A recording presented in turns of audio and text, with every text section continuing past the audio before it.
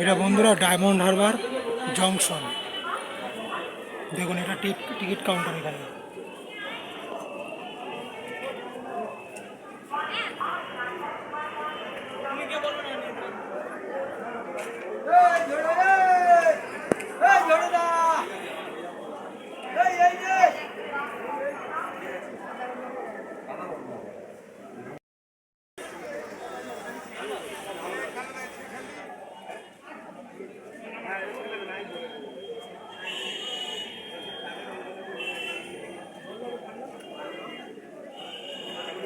এটা কিন্তু মূলত পোতাশ্রয় শহর, বন্দর শহর, পুরোপুরি জেটির শহর বলতে পারেন। যত জাহাজগুলো এখানে অনেক যেগুলো ঢোকে এন্ট্রি হয়, মূলত এটা হলদিয়া শিল্পাঞ্চল বলুন, প্রপারলি হলদিয়ার সঙ্গে কন্ট্যাক্ট বলুন, মূলত এই রাস্তাতেই হয়।